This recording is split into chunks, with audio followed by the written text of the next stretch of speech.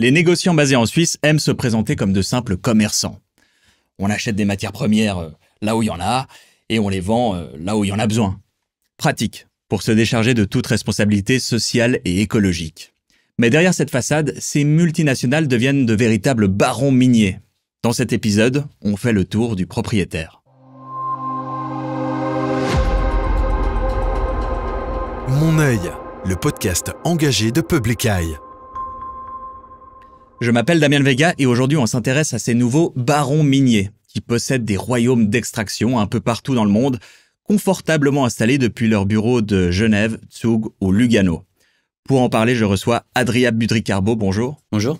Tu es spécialiste matières premières chez Public Eye. Tu co-signes une enquête nommée « Barons miniers, les négociants de matières premières étendent leur royaume ». Alors c'est une cartographie de presque 200 mines détenues par des sociétés suisses dans le monde. Pourquoi cette enquête ? En quelque sorte, c'est un deuxième épisode. Il y a quelques années, le tour du propriétaire était fait par ma collègue Sylvie Lang. Elle nous proposait une cartographie des plantations suisses. Et donc, on avait une carte où on pouvait voir dans le monde où les entreprises suisses possédaient des terrains agricoles. C'était le Brésil, c'était le Nigeria, etc. Et nous, on s'est dit, pourquoi est-ce qu'on répliquerait pas ça sur les mines ? Parce qu'évidemment, on avait conscience que ces entreprises suisses achetaient de plus en plus de mines et on exploitait de plus en plus dans le monde. Donc, on a proposé d'étendre la chose et puis quelque part, c'était aussi pour répondre à ce que disent les traders en permanence. Tu le disais dans ton lancement, eux, ils ont tendance à se positionner comme de purs intermédiaires. Ça diminue leur responsabilité parce qu'ils se contenteraient uniquement d'emmener des marchandises d'un point A à un point B. Or, ce qu'on voit, c'est qu'à chaque crise économique, leurs caisses se remplissent et puis ils utilisent leurs profits pour acheter des raffineries, des fonderies, des stations-service et puis, donc en amont de la chaîne de production, des mines. Et d'une certaine manière, ils parviennent à contrôler toute la chaîne de valeur. La plupart de ces entreprises aujourd'hui, elles sont actives sur tous les segments de la production. Donc les traders deviennent de plus en plus propriétaires de leurs mines. C'est ça que révèle l'enquête ? C'est ce que révèle l'enquête, effectivement, et surtout, c'est l'ampleur de ce qu'on a appelé un empire minier. On est quand même sur 199 mines à travers le monde, sur 6 continents. Et détenues par des entreprises suisses. Détenues par des entreprises suisses. On en a dénombré 25. Parmi les entreprises, donc, on a différents types. On a des sociétés indigènes, quelque part indigènes, comme Glencore, Trafigura. Et puis des filiales de grands groupes miniers internationaux comme BHP, Vale, Rio Tinto, qui sont vraiment les grands concurrents internationaux de Glencore. Et puis la troisième catégorie, c'est composé de sociétés qui ont moins de substance, parfois aucune substance, c'est uniquement une boîte aux lettres chez un avocat du coin. Ça va de la forêt tropicale indonésienne jusqu'au Grand Nord, en passant par les eaux internationales. Pour un projet maritime d'extraction. C'est partout et puis on parvient aussi à tirer certains enseignements du type de matières premières concernées. La communication de ces entreprises se focalise beaucoup sur les métaux et minerais critiques. Il y en a, ça concerne un tiers des mines, mais le numéro 1, ça reste le charbon. Donc les entreprises suisses restent avant tout actives dans le charbon, également dans les métaux de transition et puis toute une série d'autres métaux un peu moins connus. Et en termes de méthodologie, vous avez travaillé avec quelles sources ? Alors, on a principalement travaillé avec des sources ouvertes. Donc, c'est des rapports d'entreprise, c'est des données satellites. Parfois, parce que les entreprises communiquent pas forcément elles-mêmes activement sur le fait de posséder une mine, mais on a trouvé dans un journal qu'il y avait des travaux qui se passaient là, et puis une entreprise suisse est nommée. Donc, ça nous a mis la puce à l'oreille et on a commencé à creuser. Et évidemment, on a eu passablement d'entretiens avec des spécialistes de différents secteurs qui nous ont aussi guidés et puis mis sur des pistes. On l'a déjà pas mal dit, ces traders deviennent propriétaires. Ça change quoi dans le fond ? Alors, c'est principalement au niveau des responsabilités. En tout cas, c'est le message qu'on leur adresse. Évidemment, quand on est un commerçant, donc on achète de la marchandise à un revendeur. Et ensuite, on la revend, le niveau de responsabilité est circonscrit. Donc, on est responsable de savoir d'où vient ce qu'on achète, que ce soit pas volé, que le prix juste ait été payé, etc. Et ensuite, à qui on le vend. Mais quand on est propriétaire d'une mine, la réflexion pourrait être étendue aussi à d'autres secteurs. Là, tout d'un coup, il y a des questions de droit du sol, d'expulsion de communautés, souvent des communautés indigènes. Il y a des questions de droit du travail qui s'insèrent. Est-ce que les travailleurs sont correctement payés? Quand la mine va fermer, est-ce qu'il y a eu un plan social? Est-ce qu'il y a eu un plan de transition? Ce genre de choses. Et avec justement la possession de sites d'extraction, il y a toute une série d'autres responsabilités. Et ce qu'on a pu constater, c'est que les traders, ou les anciens traders plutôt, les multinationales des matières premières, ne font pas toujours face à leurs responsabilités. On va bien sûr rentrer dans quelques exemples précis, mais d'abord, moi quand je pense à mine, je pense bien sûr à Glencore, le géant des matières premières basé à Zug. Est-ce que c'est le baron minier le plus puissant de Suisse? On pourrait le dire, tout à fait. En tout cas, c'est le seul qui accepte pleinement son côté extracteur. Glencore est depuis longtemps basé sur deux piliers. Donc d'un côté le commerce, le négoce, et puis de l'autre côté l'extraction. Ils ont tendance à se profiler différemment que les autres traders. Ils vont par exemple moins souvent au sommet des matières premières de Lausanne et beaucoup plus souvent à la Mining Week de Londres. Donc de sources internes, on me l'a confirmé, on n'est pas des simples traders comme les autres. Nous, on a un modèle hybride, on a un modèle différent.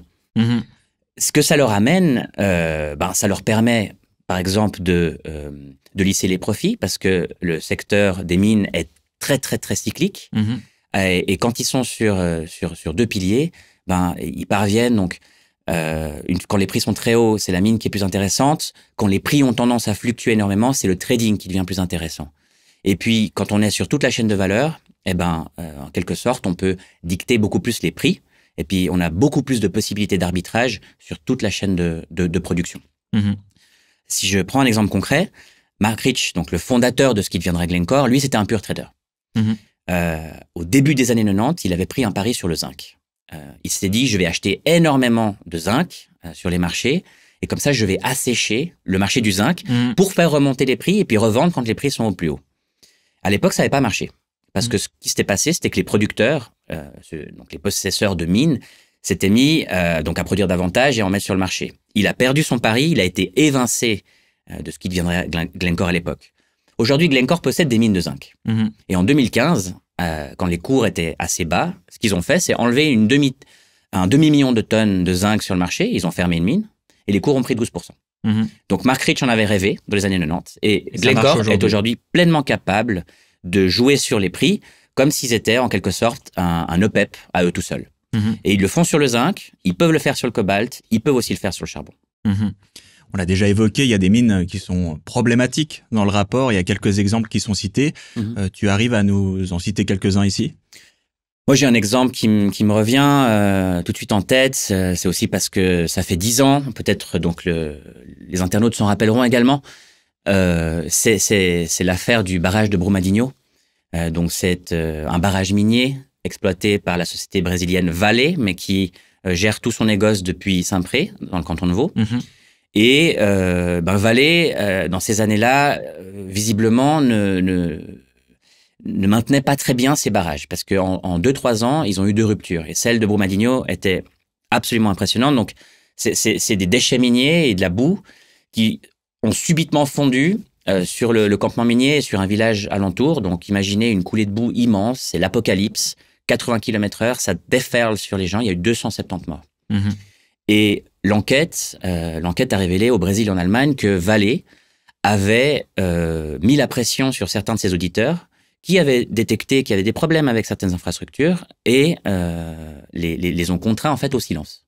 Et donc Vale doit aujourd'hui pleinement assumer sa responsabilité par rapport à ce barrage-là. Donc ça, c'est typiquement un exemple qui montre les gros problèmes qu'il peut y avoir autour des aspects de sécurité. Est-ce qu'il y a d'autres problématiques qui sont liées à ces mines? Alors, ce qu'on retrouve le plus souvent quand même, c'est sur la thématique de la privation des droits fonciers, déplacement de communautés, les mines. Donc, ça requiert la plupart du temps qu'on rase des villages, qu'on rende certaines cultures complètement inutilisables. Et donc, c'est quand même quelque chose qu'on revoit beaucoup.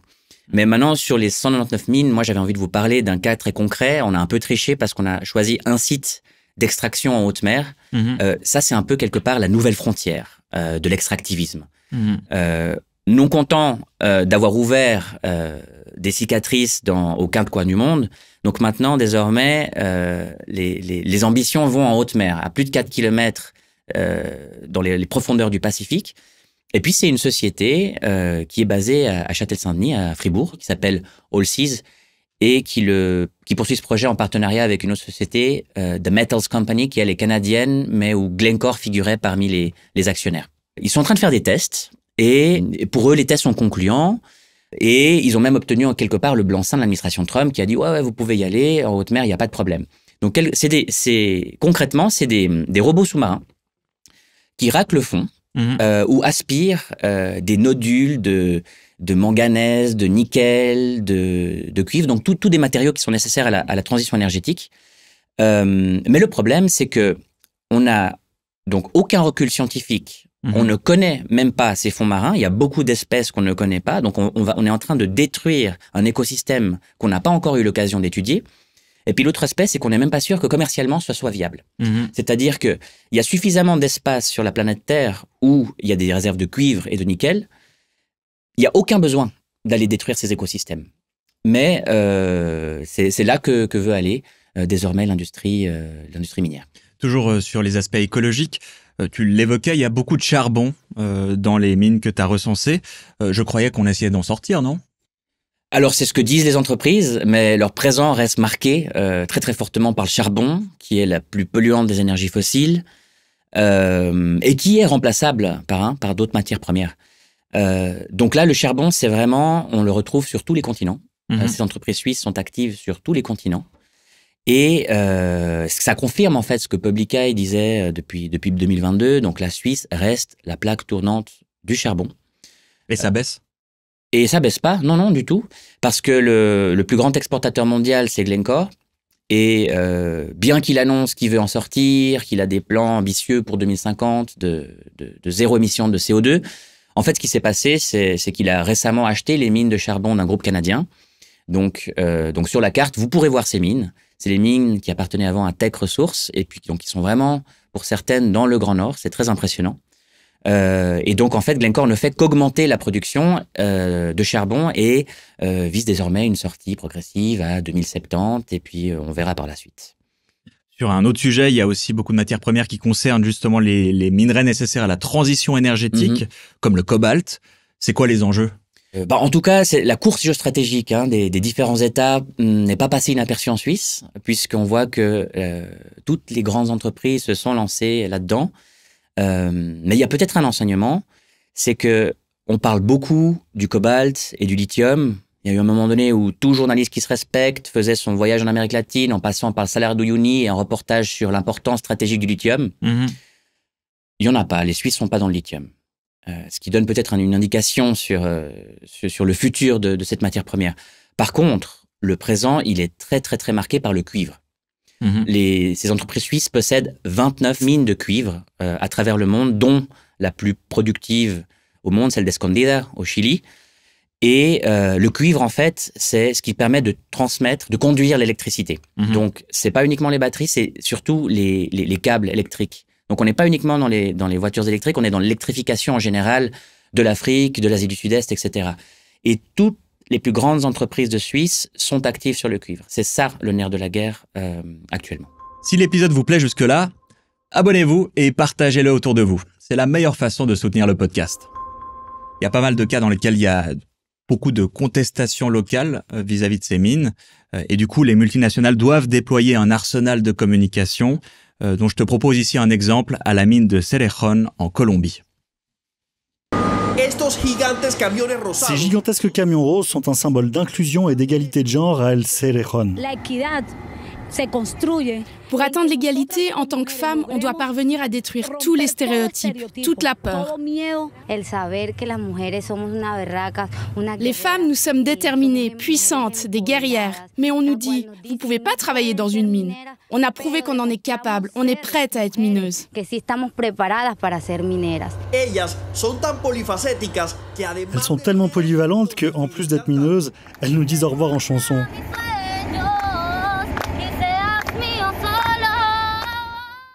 On vient de voir un publi-reportage diffusé sur une chaîne nationale en Colombie où Glencore met en scène la journée de la femme dans le monde minier, très masculin. C'est une initiative plutôt positive, non ? Alors, journée des droits des femmes, et je crois qu'on est donc c'est un flagrant délit de pinkwashing. On est dans une tentative de Glencore de parler d'autre chose que cette mine. Donc, Cerrejón, c'est la plus grande mine à ciel ouvert d'Amérique latine, 690 km². Pour vous donner une idée, c'est plus grand que la ville de Francfort. Donc, en quelque part, le message il est suivant, c'est bon, certes, on est en train de détruire toute la région de la Guajira, il y a des émissions énormes de CO2, de méthane. En plus, Glencore pourrait fermer un moment de cette mine avec des conséquences terribles pour la région qui s'est spécialisée dans l'extraction minière. Mais on a un camion rose. On a un camion rose et on a trouvé 3-4 femmes qui le conduisent. Ça montre aussi ces stratégies de ces entreprises de faire accepter par la population ce secteur qui est quand même très nocif pour l'environnement, pour les populations. Et puis d'aller les convaincre qu'en fait ça génère des emplois, que c'est source d'intégration, etc. La mine, ça reste un secteur extrêmement masculin. Et puis pour revenir à la vidéo de Glencore, peindre des rapports en vert ou peindre des camions roses, ça n'améliore pas la situation. Il y a d'autres méthodes de communication de ce type? Il y en a beaucoup d'autres. Alors il y a une tendance que j'ai découverte en Colombie, c'est celle des influenceurs ou influenceuses minières. Donc, c'est ces grands groupes miniers qui vont payer de jeunes gens qui ont un réseau, qui ont une communauté, pour leur expliquer à quel point la mine est fantastique et donc à grands coups d'enthousiasme et de chansons et autres. Donc, ces gens se baladent à travers les installations et puis expliquent à quel point Glencore ou Drummond sont des entreprises fabuleuses. Toi, tu es allé plusieurs fois sur le terrain pour voir ces mines de tes propres yeux. Qu'est-ce qui t'a le plus marqué dans ces contextes? Ce que je dirais, c'est surtout la très grande variété dans l'exploitation minière. Moi, j'étais en Australie, en Indonésie, en Afrique du Sud. Que ça soit sur la façon dont c'est exploité, la façon dont c'est contrôlé, ou la façon dont les matériaux sont transportés, il y a de très grandes différences. Quand on était en Indonésie, par exemple, on avait du charbon qui traînait un peu partout au sol. C'était pas si compliqué d'accéder à des zones relativement dangereuses. Il y avait des camions, des accidents. En Australie, par contre, tout est barricadé. Le charbon, il est transporté par train. En Afrique du Sud, c'est des centaines de camions parce qu'il n'y a pas de train qui fonctionne. Et puis donc à chaque fois, c'est des problématiques qui sont quand même très différentes. S'il y a un point central quand même, et ça c'est quand même quelque chose, une révélation pour moi, c'est l'usage de la dynamite. En fait, ici, en Suisse, donc une terre qui accueille les groupes miniers, mais d'une façon corporatiste, on veut nous dire que la mine peut être propre. Or, quand on va sur place, la mine, c'est des explosions, c'est de la dynamite à longueur de journée. Et ça, c'est quand même quelque chose qui est assez fort, assez marquant. Ça génère des nuages de poussière qui sont très impressionnants. Sur tous les continents, tu dis? Ça, sur tous les continents. Sur tous les continents. Ensuite, il y a des mines souterraines où on n'a pas ces nuages de poussière, mais qui impliquent aussi d'autres problématiques de sécurité pour les mineurs. Tout récemment, en Espagne, on a tenté d'ouvrir une mine de charbon. Il y a eu un coup de grisou et 4 personnes sont décédées. Donc la mine reste quand même quelque chose qui est dangereux, qui a une emprise très forte sur le territoire et surtout, ça c'est très important, qui a tendance à vider la région dans laquelle elle s'exerce. Personne n'a envie d'avoir une mine à côté de chez soi. Et je me rappelle de ce que me disait on avait été voir en Australie des petits propriétaires qui étaient sur une zone où Glencore voulait créer une méga mine de charbon. Et il restait une petite maison derrière des barbelés. On a été posé la question et le monsieur nous disait non, moi je veux pas vendre. Mais personne n'a envie d'être assis dans la poussière de Glencore. Donc quelque part, même si vous ne vendez pas, vous êtes obligé de partir. Parce que la mine va se faire autour de vous et que personne n'a envie de se prendre ces nuages de poussière à longueur de journée sur la figure. Si on revient en Suisse et qu'on s'éloigne du coup de la poussière des mines de Glencore, il y a énormément de groupes liés à cette industrie du trading de matières premières. Pourquoi ? On s'est posé la question, effectivement, on a parlé avec pas mal de spécialistes, on a regardé aussi les dates d'implantation. Quelque part, c'est souvent donc les mêmes arguments de la Suisse, donc c'est l'imposition très basse. On a beaucoup de ces groupes miniers qui sont établis à Zug, où l'imposition est basse, voire nulle, pour les bénéfices des entreprises. On a aussi cette culture du secret, le secret financier, le secret des affaires. Je rappelle par exemple que quand la Suisse fait des affaires avec l'Afrique du Sud, notamment en important de l'or, la Suisse avait décidé de pacifier les statistiques sur la provenance de l'or. Ça date de là, de l'apartheid. Donc, on retrouve aussi pas mal de sociétés boîtes aux lettres où il n'y a pas d'autre présence que cette plaque en laiton, mais derrière, il y a une mine. Il y a une mine qui peut être particulièrement nocive pour la population en Indonésie, mais en réalité, elle est cachée en Suisse et c'est là aussi que les bénéfices arrivent. Et ensuite, il y a un autre argument qui peut-être a convaincu un certain nombre de ces groupes, c'est qu'en Suisse, on a ce réseau dense de traités de protection des investissements. Mmh.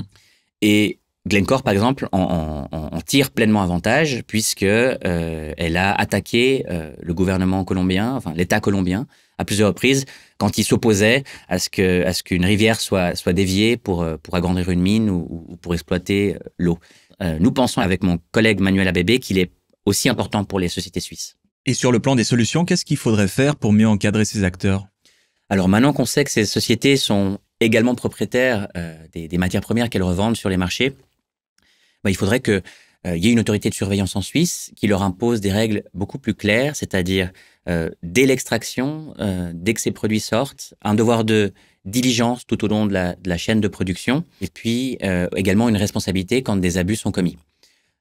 Transparence, devoir de diligence, responsabilité, c'est aussi ce que demande la nouvelle mouture de l'initiative multinationale responsable. Ok, donc on va continuer à suivre de près les développements de cette initiative et les débats là autour. Merci beaucoup Adrien Budry-Carbeau d'être venu. Merci Damien. Et merci à vous pour votre écoute. Je vous invite à aller en description d'épisode pour consulter la carte interactive et connaître toutes les mines possédées par des entreprises suisses à travers le monde. N'hésitez pas également à partager l'épisode autour de vous. C'était Mon œil, le podcast engagé de Public Eye qui regarde là où les multinationales voudraient qu'on détourne leur regard. À bientôt. Mon œil, le podcast engagé de Public Eye.